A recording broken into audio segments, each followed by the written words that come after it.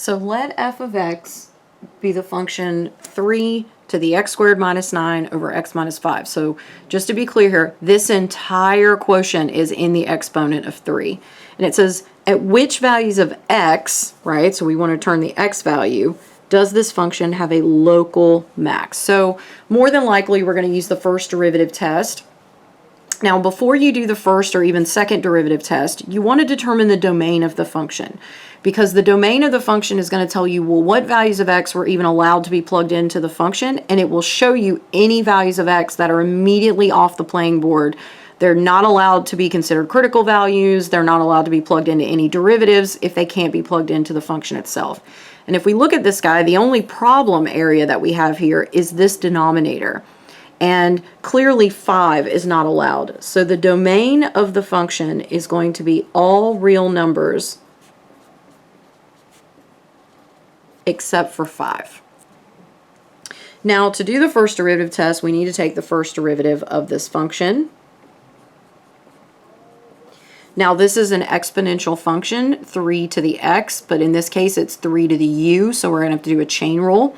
And so the derivative of 3 to the u is going to be 3 to the u times ln of 3 times the derivative of u, or u prime. So this is going to require a quotient rule, so the derivative of the numerator is 2x times the denominator minus the numerator, x squared minus 9, times the derivative of the denominator all over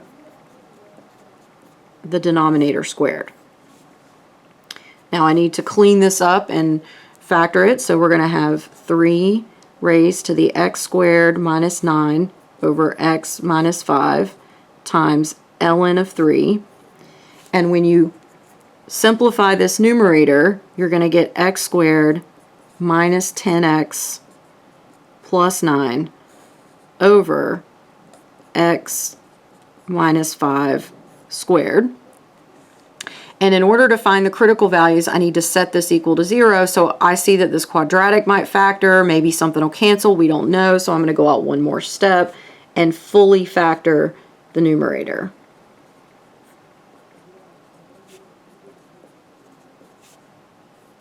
And this quadratic in the numerator factors into x minus 9 times x minus 1 over x minus 5 squared. So there are two types of critical values. There's critical values where the derivative is 0, and there's critical values where the derivative is d and e. Now at first appearance, it might look like that at 5 you have a problem, right? That might look like a d and e, but 5 is not a critical value because 5 was never in the domain of the function. So there are no d and e critical values here. Where does f prime equal 0? And we can see it's only going to be 0 where x equals 9, x equals 1, ln of 3 will never be 0, and 3 to whatever you want to raise it to will never be 0. So then we need to set up our number line or chart in order to do our first derivative test. So I like to use a number line, and what I do is I draw the domain of the function and then label my critical values on it. So the domain of this function is going to look like this. And I'm going to label this f prime because I'm doing the first derivative test, but that's the domain of the function, and we see we have a hole at 5. My critical values that I have here are 1 and 9. So I have 4 pieces of the domain I need to test in my derivative. So one of the things that I like to do is what's called a sign analysis, because you can see, would you want to pick 4 values of x and type that into a calculator? That could be really gross and very time consuming, and you really run the risk of typing something that weird and funky into your calculator wrong. So before we start picking numbers, let's take a deeper look at this derivative real quick. Well, exponential functions, this term right here, this is always going to come out positive for all values of x you plug in. And remember, 5's not a problem because it's not in the domain. This is a positive term, so it doesn't even have any x's in it, so we don't have to worry about it. And our denominator right here is also always positive. So the sign of the derivative is only going to be determined by the numerator right here. So let's see how this works. So I'm going to pick a value in this region of the graph, and I'm going to pick x equals 0.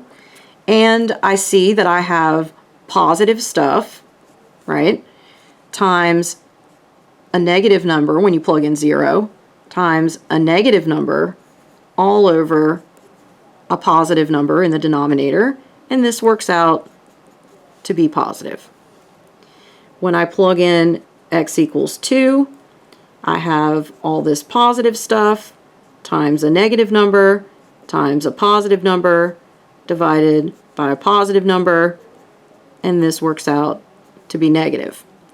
If I try x equals 6, I have a positive number times negative number times a positive number divided by a positive number, so that's going to work out to be negative. And if I try x equals 10, I have, this is all positive, times a positive, times a positive, divided by a positive, which is positive. So if I'm looking for my extrema here, well, here the graph, remember this is the first derivative test, so this says it's going from increasing to decreasing. Here it's going from decreasing to increasing. Now the question asks for local max. So there is our local max. We have a local max at x equals 1.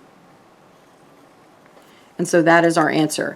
So you can see here on this particular problem, this is why I said treat the question as free response and then treat finding the answer as sort of a separate deal, because you want to go back and verify what they've asked for. And if you look at your answer choices in this problem, well, 1 was a choice, 9 was a choice, 1 and 9 was a choice. So it would be very, very easy if you weren't reading carefully to find the correct answer. So this would be find all local extrema, this would be find local max, and this would be find local min. So you want to be really, really careful when you're doing problems like this, especially the multiple choice.